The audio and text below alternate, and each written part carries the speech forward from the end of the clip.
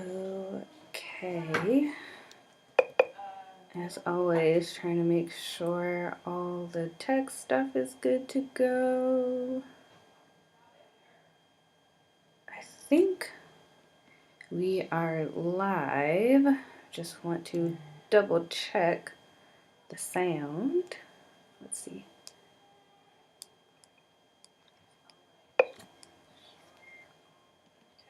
Okay. Cool. I think sounds good. Just gonna get set up here.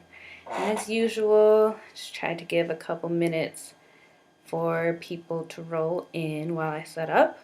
But if you are here with me, please let me know. Maybe drop something in the comments. Maybe a hello or emoji, just something to let me know you're here, and so that I can say hello to you as well. I am going to give probably like another minute just to see if people roll in. But if not, it's all good. I'll get to starting. Hey, Kristen. Hey, Mac. Thanks for being here, y'all. While we wait to see if more people roll in, and while I still continue to get things set up, how's everyone feeling today? There's a lot going on in the world right now. A lot of, hey, Lucia, thanks for being here, love. Yeah, there's a lot of like shifting kind of going. Hello, Adrian. Aw, like the gang's all here. Thanks for being here, y'all. Yeah, how's everyone feeling today? A lot of shifts going on in the world. I mean, always, but it feels like especially right now. It feels like the world is kind of like converging on shifting and weirdness. So yeah, between like the seasons changing, like daylight savings time, if you're in the US, the elections, and everything else going on right now. I know personally, I feel really tired, really exhausted. If you saw my post today, that's literally my exact mood of how I'm feeling. So I'm feeling pretty tired right now. Kristen's feeling cold. Oh, I can only imagine. It's still pretty warm here in Atlanta. It like dipped to get a little bit cold around Halloween and then went right back to warm. So it's 73 degrees right now in Atlanta. I guess we can thank global warming for that. Yeah, Mac is tired. Yes, I am right there with you. Adrian says same. I'm guessing cold or tired. Well, you're in New York, so you're probably both cold and tired is what I'm guessing. But yeah, I mean, it seems like that's kind of like the universal feel. Oh, hi, Mom. My mom is here. Thanks for being here, Mom. But yeah, it seems like the kind of universal vibe right now. There's just so much kind of going on in the world right now that's really demanding, kind of like externally, and then I'm sure there's also kind of like internal shifts going on, so it feels very like exhausting right now. So I hope everyone's taking time for rest right now, making sure to prioritize that good rest and those good naps, because that's really, really important right now. Hey, Mom. Okay, so we are going to be streaming. I'm going to aim to stream for about an hour or 45 minutes-ish today, just because we didn't stream last week. Last week was election week. We were all out of it. I know I was especially out of it, feeling a lot of different things, a huge range of emotion that I do not have time to go into right now and that the stream's not about. Maybe we can talk about that another time. But because of that, since we didn't stream last week, I'm going to try to sprint. Well, I guess not sprint. I'm going to try to, what's that? What's the alternative to sprint races? Long distance run this one. Yeah, so we're going to try to run for an hour here. We'll see how that goes. Today, since it's been a while since we last kind of spoke, I want to give a couple of updates. I honestly cannot remember what I talked about last stream, which is really sad because not only did I give the stream, I watched the stream after, and I still cannot remember what I watched. Please forgive me, my brain is a little bit foggy. But since I can't remember and since it's been a while, I just kind of want to like touch on what the project is, where I'm at right now, what to expect next week, because next week I'm going to be doubling up. So on Friday, I'm going to be giving my last open studio, and then on Saturday is the artist talk. And then depending on how I'm feeling, honestly, which I probably will do it, but we'll see, at the end of the stream, or I guess depending on how many questions we have, because I think questions kind of take priority, I'll also do just a little bit of live prototyping in Blender. Live prototyping of one of the points of interest in the world. So yeah, we're just going to kind of flow with this one. I'm going to be freestyling a little bit, so please forgive me if things are a little bit bumpy. But yeah, let's just flow with it and see where things go. So first and foremost, like I said, I just kind of want to briefly kind of go over what the project is, just in case there's new people here, or just in case anyone needs a refresher, and just because I feel like it's just a good place to start this thing. So I'm going to go ahead and switch around to my computer. Okay, cool. Yeah, okay, so for those who don't know, and even for those who do, my project is called A Place for Us to Grieve. And A Place for Us to Grieve is an interactive virtual reality world being built specifically for Black people to safely gather and collectively grieve. And the project is exploring what making safe space for Black community healing online can look and feel like, how to support the full breadth of collective Black grieving in digital space, and translating generational material grieving practices into the digital realm. So for example, things like leaving offerings for ancestors, visiting altar space, etc., etc. Just as a note, if I ever refer to material and you're like, what does that mean? I use material space instead of reality. Like a lot of time people will kind of use the delineation of like reality versus digital, but to me digital is reality, so instead of reality I just use material. So when I'm talking about material grieving practices, I'm just talking about things that we do kind of like in our physical bodies instead of our digital bodies. So that is the project, kind of at its core.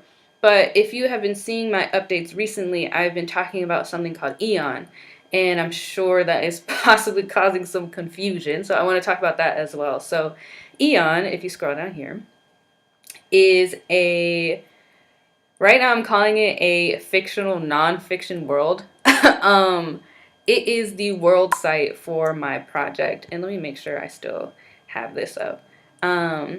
Eon, yeah, is a fictional non-fiction world. I mean, at first I was saying it was made up, but it's not made up anymore because now it exists.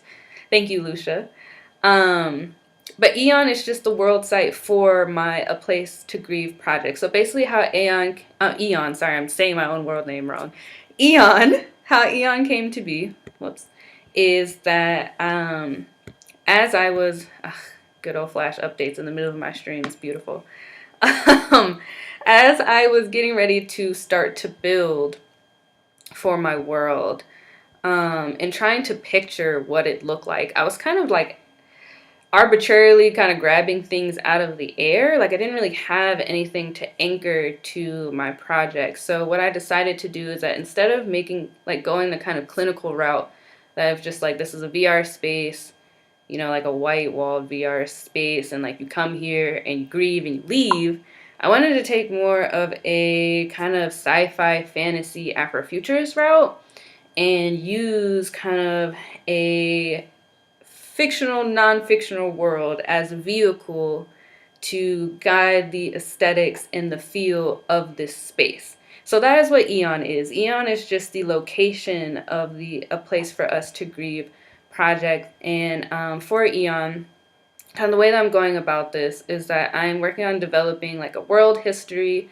a world codex, points of interest, and even a code, which is just going to be kind of like I don't know what to call it yet, not laws, something within the realms of like social, not social rules. I don't like the feeling of like rules and laws, but just kind of like a social guide within the world. But anyways, I'm developing a whole kind of lore around Eon to guide the aesthetics and the feel of the A Place to Grieve process. So when you log into this VR world, you're entering the world site, which is Eon. And Eon, the history of Eon and everything is what's guiding what you are kind of seeing. So I hope that makes sense. So Eon is within the A Place to Grieve project. They're not separate. A place for us to grieve is like the umbrella, the big umbrella, and then Eon is kind of, it's not even under it. It's like the handle, there we go, of the umbrella that is guiding kind of what this world looks like and feels like. So I hope that clarifies kind of any of confusion. So to give updates of where I am at, again, I can't remember what I talked about last stream, but I have been mostly focused on, I've been honestly focused on a lot of things, but I think the major thing that I was trying to work on is fleshing out the story of Eon. So if you visited this site, and I'm seeing some typos here, so I'll make a note to myself to correct some things. But if you visited this page, which is just chrissybrimage.com/Eon, and this houses everything about Eon, but also everything about the project. So it has the project description here. It also has my mind map, which is where I'm mapping out all of my concepts. And all of my open studios are archived here as well. So if you want to go watch the past ones, just as I should probably watch the past ones since I don't remember what I talked about. But anything you want to do that's project related is located here. So what I've been doing though recently is I've been trying to flesh out the story of Eon. I faintly remember talking about this at some point, that I want it to feel like a real world. And what I mean by that is that when you enter VR space, there are a lot of things that can kind of go wrong if the vibes are off. And what I mean by that is that if you are not kind of anchored to your physical self, if you're not anchored to things that feel real, it can cause some feelings of dysphoria. So I want the world to feel like a real kind of intentional place. I don't want it to feel so like fantastical that you get lost or confused, or that you get kind of severed from your physical body. I want the world to feel like, you know, a real space. Like, I don't want random things happening. Like, I don't want, you know, random triggers of like monsters coming out to, you know, just random stuff that could be disruptive to the experience. I don't want to happen. So when I'm saying I want to build a world, I want this world to have systems that make sense. I want the aesthetics to all be in line with the world history. That way, when you step into this space, you know exactly what to expect. And hopefully that brings a little bit of comfort when you're transitioning from physical or material to this digital space. So yeah, I'm working on building out this world history right now. It's pretty brief. I think this is kind of like the core kind of summary of the story, but I actually want to write out like a fuller story. Like, I want to go like full Wikipedia. Like, Eon is this really thought out, you know, place and world. So I have just kind of like the bare skeleton of the world history here. I have like bare skeleton world codex. So right now, Eon is smaller than Pluto, but it has surface temperatures and gravities kind of similar to Earth. Earth pre-global warming. It's made out of like blue zoisite, which is why the world is the color that it is, and blue zoisite is found only in Africa, in Tanzania. So just adding all these like, I don't want to say they're random details, but just adding detail to give this world texture is what I have been trying to do.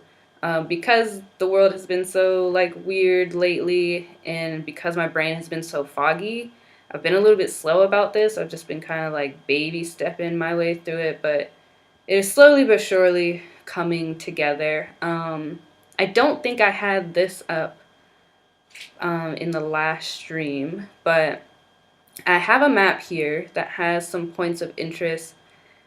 This will probably change, but I think it's a good starting place. But yeah, it has just different points of interest that you can expect when you enter the world, and then I've been developing descriptions of those points of interest over here. Just marking like what everything is, and then just giving like a brief description of what you'll find in that area.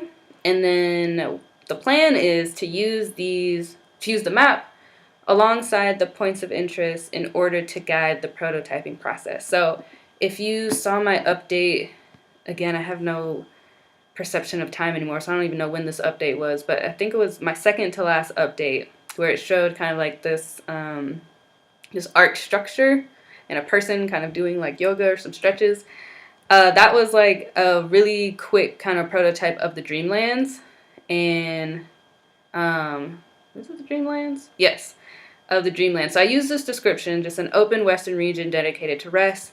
In year 2424, a cascading structure was built to help residents simulate deep breathing, and it's the only region with plant life on the planet. So yeah, I'm just using these descriptions here in order to then start prototyping to try to figure out, okay, like what do these areas actually look like, and then also what is the purpose. So for example, we have like a library here, Eonic Library, that it has, you know, this fictional nonfiction description to guide what it's going to aesthetically look like. But then the purpose of it, if you take it out of if you take it out of Eon and just like what is the purpose within a place for us to grieve, is I'm hoping that the library can be a place where you can come and find resources for like health, wellness, dreaming, grief, whether that's like, you know, reading resources or like referrals to like databases for mental health, like things of that sort. So yeah, I'm trying to think of like, okay, what is the purpose within the world? And then also what is the purpose within the project? And then building that way. And I will pull up in Blender that Dreamlands kind of prototype a little bit later, just so you can see what I was talking about. And that also reminds me that if you are interested in live prototyping with me, which again, I'm not 100% sure I'll get to it, but we'll see, fingers crossed. If you are interested in doing it with me, I would suggest downloading Blender. It is free.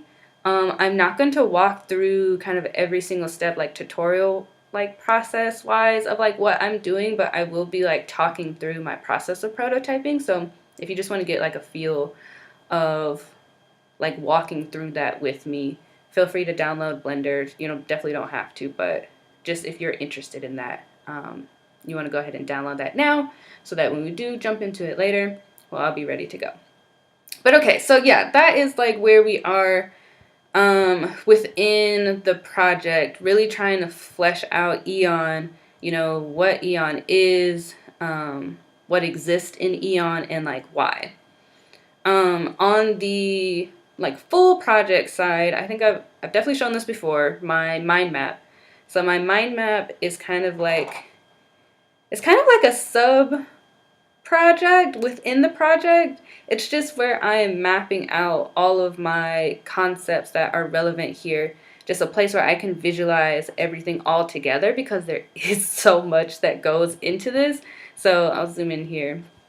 So for example, you know, some topics, like major topics that are coming up are like accessibility, archiving, dreaming, intention, virtual reality, grief, etc., etc. And then just as I am like researching and having conversations, I am building out all of these kind of major things, just seeing what comes up, seeing the connections, and also seeing what needs to be built out, which is really cool about like visualizing notes instead of just taking notes, because I usually just take notes in like my notes app or on Google Docs. But the benefit of like visualizing it is that I can see, you know, what areas need more like development, like maybe here, and also see like where the connections are happening in real time, which is really cool.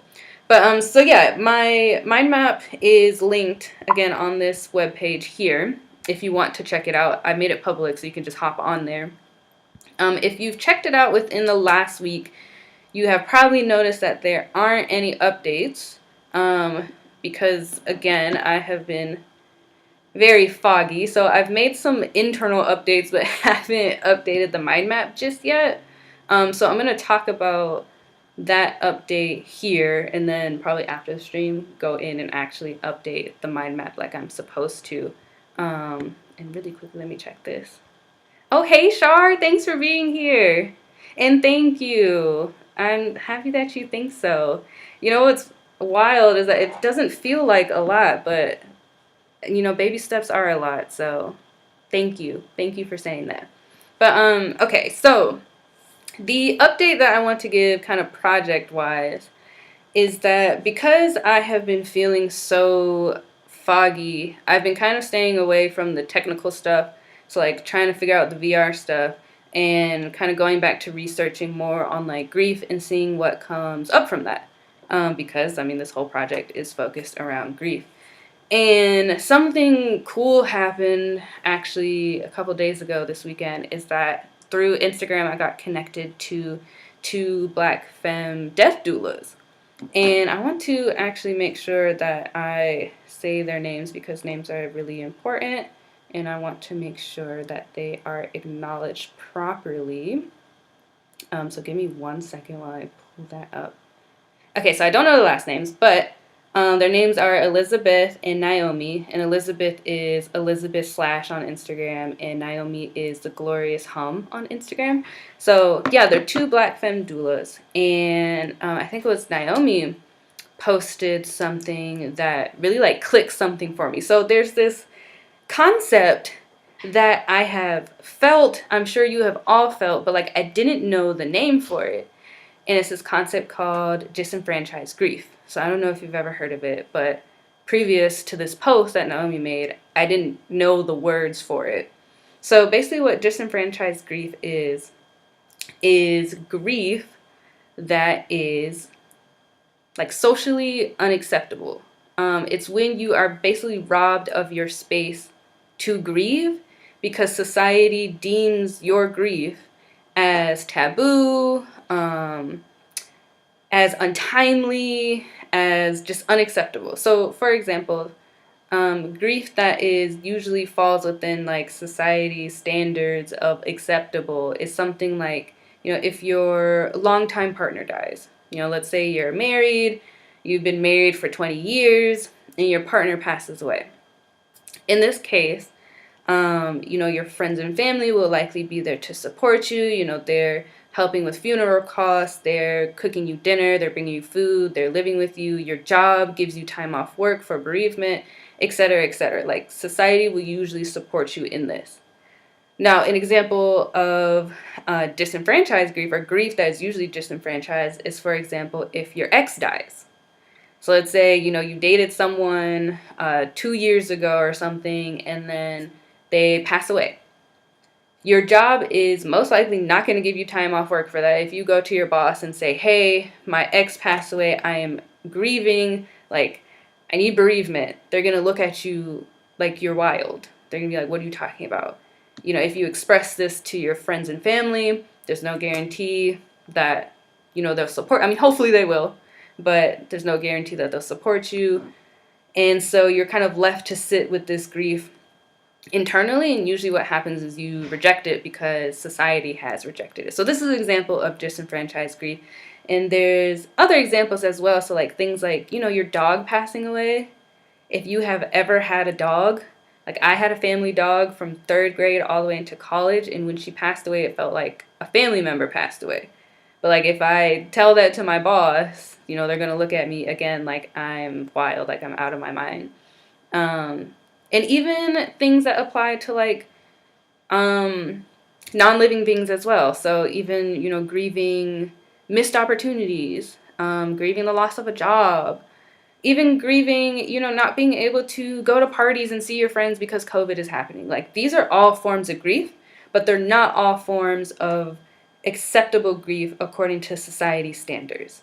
Okay, so, and why am I talking about this? I promise there's a there's a point here that relates to my project beyond it just being grief. So, yeah, so through Naomi's post, I learned about this concept, which again is something that I have felt in my own life, but didn't have words for. So this is called disenfranchised grief. And so because I had the term, now I was finally able to do like Google searches on it, because again, before I didn't have words, so I didn't know what to call it in order to search. So I was doing some research on disenfranchised grief, specifically related to the Black community. And I've been coming across some studies about bereavement within the African American communities, especially in relation to homicide. And now homicide, like death of a loved one, is something that is, usually considered like acceptable. But when it comes to homicide, specifically within the African American community, I was reading that a lot of times it falls within disenfranchised grief, or is a form of grief that is oftentimes disenfranchised because of the violent nature of it, but also because of the way that media portrays Black homicide victims, which is something that is really like something that I really need to sit with, and that I hope everyone sits with. But anyway, sorry.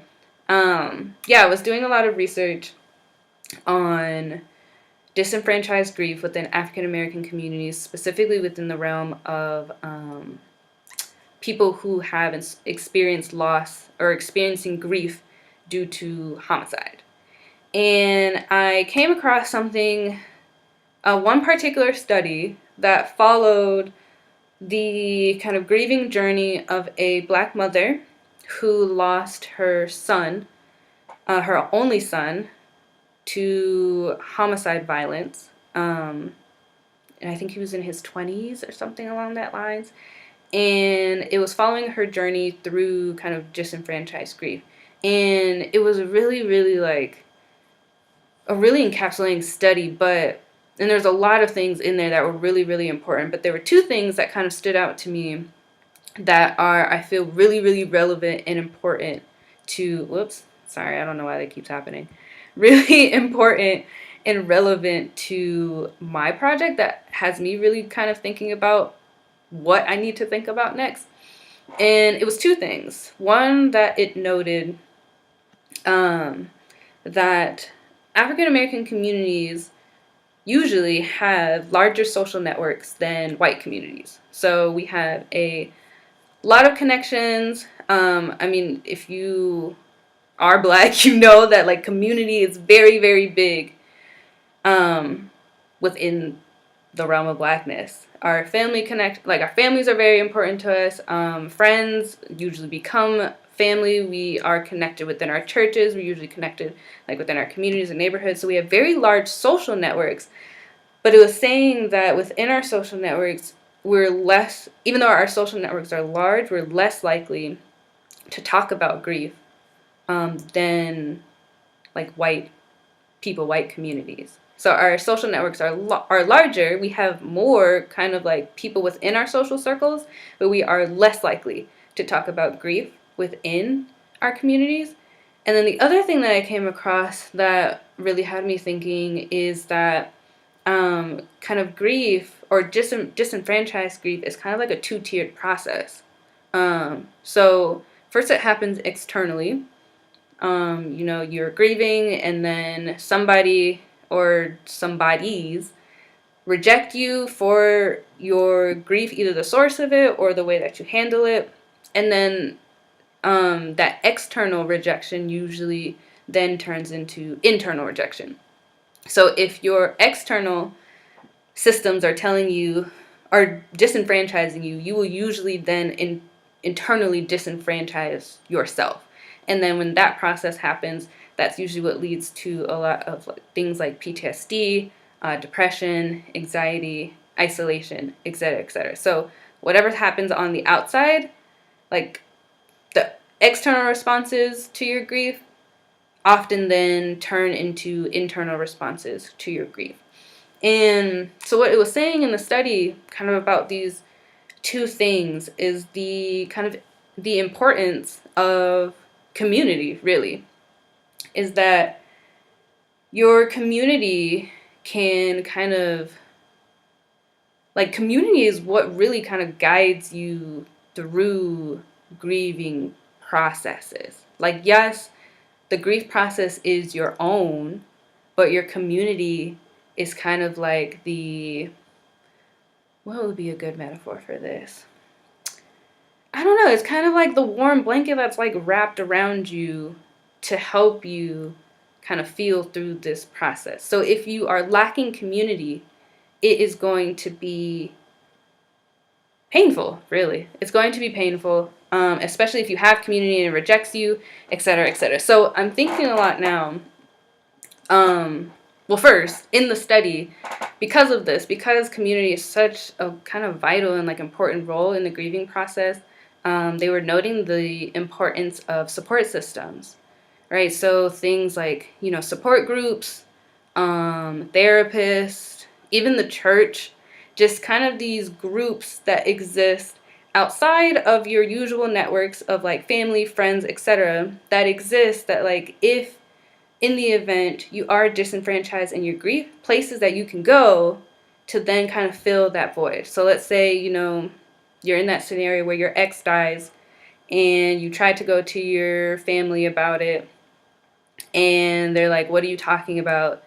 And you start to feel rejected, but then you go to a therapist, right? And you talk to your therapist about it, they give you support. That is something that can save you from anchoring within those like rejection, isolation feelings. So it's saying, yeah, the importance of these support groups that kind of exist somewhat separate from your personal networks, and how important these groups are, and how important like the kind of what's the word, the necessity of their existence.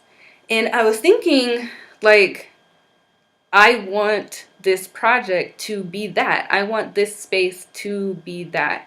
I want this space to be a place of support, a place where you come to grieve safely without worrying about, you know, rejection, whether or not you're going to be supported, whether or not your grief kind of aligns in this space. Like if you are Black and you have grief, you can enter this space knowing that you are safe without the fear of being like rejected and isolated. But in order to make that happen, you know, it's not just about building a space. You know, I can build this entire VR world out, but there will still be an element missing, which is that like community. So this has me, these like readings I've been doing about disenfranchised grief have me thinking a lot about community. And I talk about it a lot, and I think I've thought about this some, but like it wasn't really until I got deeper into these readings that like now I'm really, really thinking about it.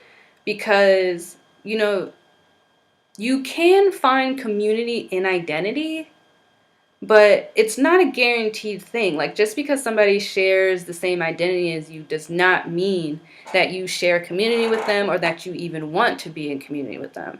You know, so even though everyone kind of in this world will be Black and will be someone who is grieving, it does not mean that we will automatically be in community. So now I'm like asking questions of like, okay, not only how do I build this world from like a technical standpoint and from like a fantasy standpoint, but also like how do I build community, right? What does that look like? What does it look like to ensure that like everyone that comes is not just, you know, like this is just a place that I like log into, that I log out. Like how do I make sure that people feel a part of this? Like they feel a part of Eon. They feel Eonic, right? How do I guarantee that? So that's what I'm thinking about now, and it's had me think about things that I haven't thought about before, like things such as like curating like events, not events such as like a party or like a concert, which I mean maybe that could be cool, right? Parties are fun. Homegoings are sometimes parties, but things such as like, you know, if somebody wanted to schedule like a sound bath on Eon in the Eonic Courtyard, you know, like is that something that people that come can do? If people wanted to hold like a town hall or a chat, people want to talk about the grief that they've experienced in COVID, is that something that maybe I want to do or consider? And just other ways, like how do we connect people? How do we get people to care? Like how do we make people feel safe, not just from a technical standpoint, but from an emotional standpoint as well, and a communal standpoint. So yeah, reading about all these things about disenfranchised grief, and I mean everything all together, has me really, really kind of zoning in on how to build community from like an emotional standpoint, I guess. I hope that makes sense.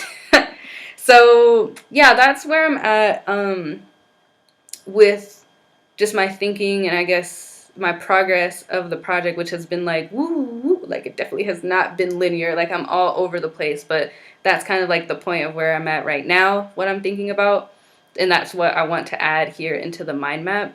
Kind of on the technical side though, something that has come up that I am having to think about as well is that if you watch my very first live stream, I talked about the 3 kind of softwares that I'm going to use are Blender, Unity, and VRChat. And VRChat was going to be where I host the world so that people can actually, enter it, explore, etc., etc. But I don't know if I just missed this. I don't know if this was a recent update, but VRChat no longer supports Macs, which is so unfortunate for a variety of reasons. First reason being because I work on a Mac, but also just because, I mean, a lot of people have, use Apple products. And if people can't access the world through their Apple products, that's like a whole population of people that I cannot reach. And this is a project that I'm trying to reach as many people as I possibly can. And I definitely don't want, material items or like tech items to be a barrier for that. Like I don't want it to be like, oh, you don't have, like, you can't afford a good PC, so you can't get in the world, or like you can't afford a VR headset, so you can't be in the world, which is why we have like the options for an avatar, like so you can enter on desktop. So now I'm at this point where I'm trying to noodle, kind of like, okay, well, what are the alternatives? Where are other places that I can like host this, how to build, etc., etc. And I want to give a shout out to Adrian, who has been so helpful and so supportive through that process of trying to noodle the tech side, because I think I've mentioned before that I have done one VR project in the past, but I used a framework for it. So this is like my first one where I'm building from scratch. So a lot of this stuff is really, really foreign, trying to figure it out. So yeah, shout out to Adrian for being super supportive and just a really great friend and like collaborator, just helping me try to figure this out. But whew, yeah, I just talked a lot, but we're 40 minutes in. Oh gosh. So I want to switch gears so I can at least do a little bit of live prototyping, or at least kind of show what that process is like. But that is where I am at with the project. Basically just going deeper. This is a really, really big project, and I knew that when I proposed it, but you really don't know ever until you start a project. So now that I'm like really in the weeds of it, it's just like, I unturn a stone, there's 10 more stones under there. So we're just baby stepping our way, just turning over stones as we can and trying to figure this out. And this is something that I will probably continue to baby step my way through, just because everything in this project is so delicate. And not in the sense of like, which I don't even view the word delicate as this, but like not in the sense of like, weak or like anything like that. But it's just like everything within this project I feel like needs to be handled with care. Like grief is something that you handle with care. Black people are people that you need to handle with care. They've seen so much harm. Like, Black people need to be handled with care. Even dreams are things that need to be handled with care. So yeah, we are being as careful as we can. We are baby stepping our way through this. And with that being said, I'm definitely not going to finish this project by the end of my residency, which is next week, unfortunately. Sad. But it's something I'm going to continue to baby step my way through until, you know, we can pull this into fruition. So yeah, that is where I'm at with the project.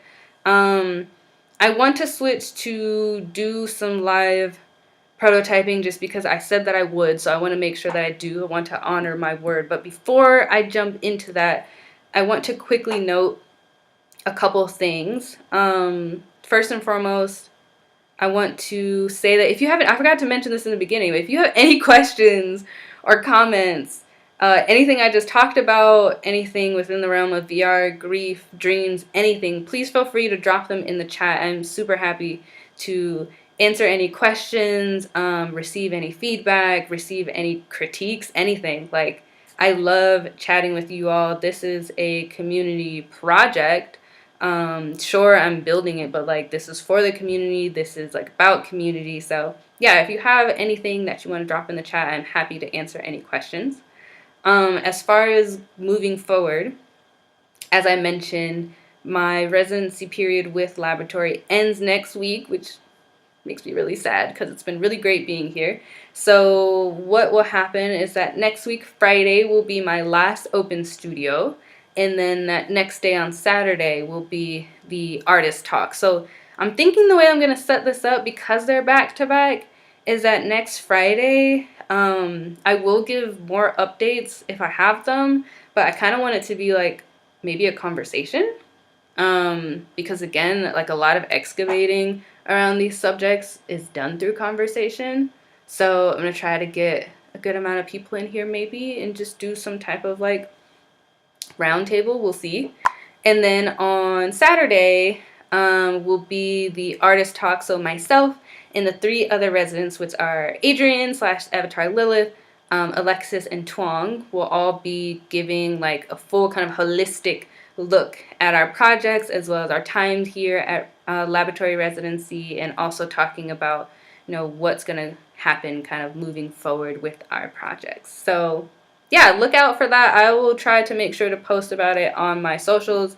If you're not following laboratory residency on Instagram, you definitely should, because they post great content, but also that's where you can go to get all of the information about all of the stuff that I am talking about. Okay, so enough of me talking and rambling. Let's maybe kind of try to do some live prototyping. I don't know. You know, I mentioned doing this last week, and then I didn't prepare for it at all. So this is gonna be an interesting thing. But before doing that, as I promised, I did want to show this here, which is just it's the Blender file for the Dreamlands that I talked about. And maybe I should have showed, let me actually show it in rendered mode first, just in case you haven't seen it yet, and hopefully my computer doesn't explode. Of course, we're missing a file. Okay, let's fix this really quick. Oh, sorry that you're seeing all of the innards of my computer files and the mess of it. But I want to make sure you can see it just so you can know what I'm talking about when I'm talking about live prototyping. Let's get this right. Okay, I think it's this one. Okay, there we go. Okay, so this was one of the updates that I put out a couple weeks ago. And this is just a prototype for the Dreamlands. So again, from the description, the Dreamlands is supposed to be a place on the world that is specifically focused on rest. So it has this structure here, which is a breathing simulator. So the way that it animates, it lights up to follow the pattern of like breathing in and breathing out. So if you need a moment, like maybe you're feeling anxious or overwhelmed, you can come and just like watch this. It's also just pretty. I mean, who like lights? Love that. Yeah, you can sit and remember to breathe in and out. It also has like these yoga mats, which I actually thought of the yoga mats whenever I was talking about, I think it was last week. It had to have been last week's open studio where I was talking about Adrian's experience within VR space, the negative kind of experience that she had within VR space where she felt disconnected from her body. And we were talking about the importance of reminding people who enter VR spaces of their body so that they don't get disconnected. So doing things like, reminding them to like think about their feet or reminding them to breathe, things of that sort. So I was thinking about putting like yoga mats in the Dreamlands at the time when I modeled this as like a way to get your physical body moving, but then I'm kind of now second guessing that because I don't want physical movements to be super integral to the experience because not everyone's bodies functions and moves the same way. So it's something I'm kind of like rethinking or thinking about deeper. But yeah, at the time I was just like, okay, I want this space to be about relaxing, to be about resting. So what are kind of things that can help facilitate that? So things like the breathing simulator, things like the yoga mats. I would imagine like, beds, chairs, like sitting, laying down, like thinking about these things that when you see them, triggers rest, right? Or triggers thoughts of rest, things of that sort. So again, these are just like really light prototypes just to get me really thinking about what these points of interest can look like, because it's one thing to like think about it in your brain, but then to actually start working on it, and like kind of like laboring and like birthing objects into digital space, you start to really get deeper into like, okay, why am I doing this? What does this actually look like, etc., etc. So let's try to do a little bit of prototyping. As I mentioned, this isn't really going to be like a walkthrough or tutorial, but I am just going to kind of like talk through my process or like the way that I think about these things. Now, just a disclaimer, I have mentioned before that I am a super feral creator. So like my processes are a mess. My workflows are a mess. But like it's like my own chaotic type of mess. So I don't know how well this is gonna like translate or how well it's gonna follow along. But hey, that's the beauty of an open studio, right? Just being vulnerable and seeing how it goes. All right, so I am going to, I want to tackle or start thinking about the Crystal Courtyard, just because of what I was talking about earlier with disenfranchised grief and the importance of community and how I can build community within the world. I think it's really important to have a gathering area, like a place on the world that people know that if I go here, I will most likely see other people. Like this is a gathering space. And then also if I did want to like entertain the, or like create or support the idea of having events like, like the town hall or like the sound bath, like a place where things can happen, I would want there to be some type of like community like gathering area. So that's kind of like what the intention of the Crystal Courtyard is, and it's smack dab right here in the middle of Eon, right in the center. So yeah, I want to start to think about what this could look like. So usually when I am trying to brainstorm or like imagine environments, I like to look at references for things that, like anything that gets triggered in my mind that feels relevant, I just like start by looking at pictures. So when I think of Crystal Courtyard, the first thing that comes to mind, honestly, is Crystal Tokyo. So let's start there and just see kind of what Crystal Tokyo looks like. Okay, so if you don't know, Crystal Tokyo is from Sailor Moon.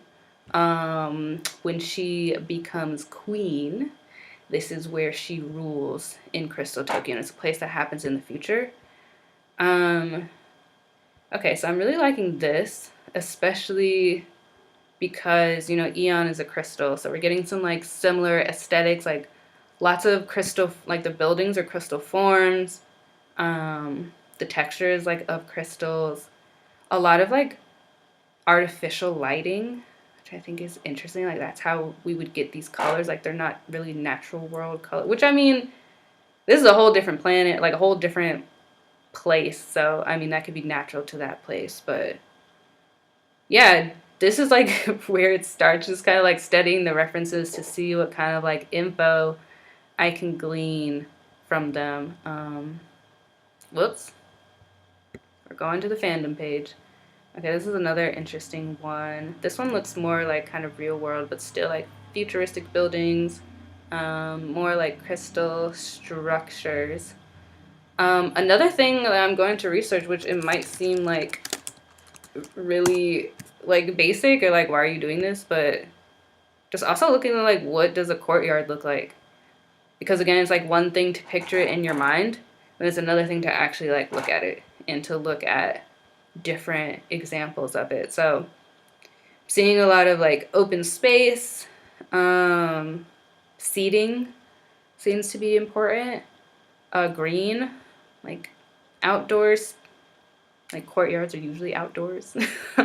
Though I guess there are some central indoor courtyards, which is interesting.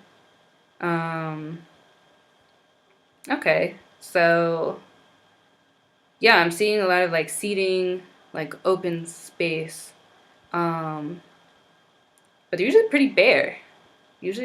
So not like a lot kind of going on in these. Okay, and you know, I haven't seen this in any of them yet, but also another word that is coming to mind is gazebo. I kind of want to get a vibe and a feel of like what gazebos look like. Because I feel like having, even though like the courtyard space should probably be open, like how we're seeing in these references, I kind of feel like I want some type of like structure to signal to people that like you're in this area, right? Like something really distinct, which it doesn't have to be a gazebo, but it could be like a sculpture or something, because like I don't want signs, you know, like I don't want a sign that's like you are now entering the crystal courtyard. I don't want anything like that. I want it to be like, you know, very natural, but like as you come to get to know the world, you know, like, oh, I'm now in the crystal courtyard because X, Y, and Z. So I would like something pretty distinct to show that you are now in this area. And I don't know why gazebo popped into my head, but like a sculpture or something of that sort could also give that vibe. But okay, so let's noodle, yeah? And again, if you have any questions, please feel free to drop them in the chat. We only have like 7 minutes until the stream ends, so I'm gonna do this pretty quickly. But yeah, I probably usually would not go this fast in real life. But so this is what I'm thinking. Like first, in usual Blender fashion, I'm just gonna delete all this. The way that I usually start when I'm doing like environments, I'll usually start with just first adding a floor, because you always need a floor even if you don't know what it's gonna look like yet. And then also adding in any like skies or anything. So as you saw in the other prototype, I have been using a HDRI image, which is just like a wraparound image. Like if I turn the camera, no matter where I turn, there's still image. It's like kind of basic way to put it. But I've been using a particular like galaxy image to model the background for my world. Sorry. Okay, so I'm gonna start by adding that in just so I can get that feel. And to do that, sorry, my stream stuff is blocking my workflow here. Let's go ahead and add this environment texture in.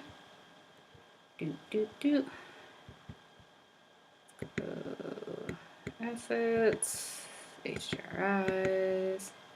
Alright, and just drop that in there. Okay, and if you've never worked in Blender before, you're not going to see an HDR image until you go to rendered mode, so I'm just going to hit Z to head into rendered, just so I can see it. And bam! Alright, so here we go. So I have my galaxy set up, which is just the backdrop for Eon. Now, like I said, I want the Crystal Courtyard to be a gathering space. This is a place where you come You know you're going to see other people. It's a place you come to like interact. Because I'm doing this quickly and I don't have time to really like sit here, I'm going to run with the whole gazebo idea just to see what that feels like as far as like the central kind of structure to signal to people that like you're in this area. So when I am modeling, sometimes I will jump in and just try to make something as detailed as possible. But with this like prototyping type of thing, where I'm just trying to get like a feel for something, I'll just start with basic shapes. So I'm going to go and choose a cylinder. And let me quickly add a sun lamp in here just so we can get some light. That's a lot of light, but that's all right. Okay, so I'm going to scale this, but I'm going to also scale this on the z-axis down to be kind of like the baseboard for my gazebo, maybe. I don't know. And then I'm seeing beams in this like gazebo future. So I'm going to scale this. Whoops. That's not what I wanted. I'm actually not going to scale this. Gonna actually extend this. And oh gosh, I'm like feeling the time pressure, and because of that, okay, I really want to do this, but we really don't have much time. So I think honestly it would probably be best to maybe tackle this in next week's stream. So maybe at the beginning of next week's stream, I'll open with some like live prototyping. Maybe I'll tackle this, and then maybe towards like the end of it, I can open it for like conversation to see just any thoughts, feedback, questions people have. Okay, so I'm going to call it here. But before I end the stream, does anyone have any like questions, comments, feedback, dreams, jokes, concerns, anything at all? If you have them, please feel free to drop them in the chat. I'll try to answer and respond to as much as I can before I end it, but anything that I can't answer, before the stream ends, you can feel free to send me a message on my Instagram. My Instagram is just my name. It's just Chrissy Brimmage. Or if you head to my website, which is also Chrissy Brimmage, chrissybrimmage.com, you can, I have a contact page, so you can shoot me a message through there. I am happy to chat and answer any questions that I have. Oh, thanks so much, y'all, for being here. It always means so much, like, to be able to just see familiar faces and to have y'all just be here with me live. Like, I get really, really nervous on these lives, so to have y'all here with me, like, really, really means a lot. So thank you so much, Kristen, for being amazing. If y'all don't know who Kristen Skinner is, she is the director and amazing woman behind Laboratory Residency. So Kristen, thank you so much for having me as a fall resident, and then for being here on every single live. And then again, if you don't know, Adrian is one of the other residency cohorts during this fall term period. So Adrian, thank you so much for being here. Thank you for being incredible and brilliant. If you did not catch Adrian's live yesterday, you should definitely go watch it. I watched it right before this, and it is so, so cool. And if you have missed any of our streams in the past, they are archived on, let me take a deep breath. They are archived on Laboratory Residency's YouTube channel, so the channel you are watching from right now. They are also archived on Laboratory Residency's Instagram on IGTV tab. So make sure to go back and watch those as well, especially as we're gearing up to do our artist talks. It's a good way to get a little bit of a refresher before you jump into the talks. Whew, that was a lot to try to get into 2 minutes. I don't see any questions or anything, so I'm going to go ahead and wrap it here because we are at an hour. But thank you so much to everyone for being here, and I will see all of your beautiful, I guess I don't see your faces, but I will feel all of your beautiful energy hopefully next week. I will be right back here next Friday at 4 p.m. So see you all soon, and thank you so much. Until then, take care of yourselves, get a lot of rest, and we will talk very soon. All right, bye, y'all.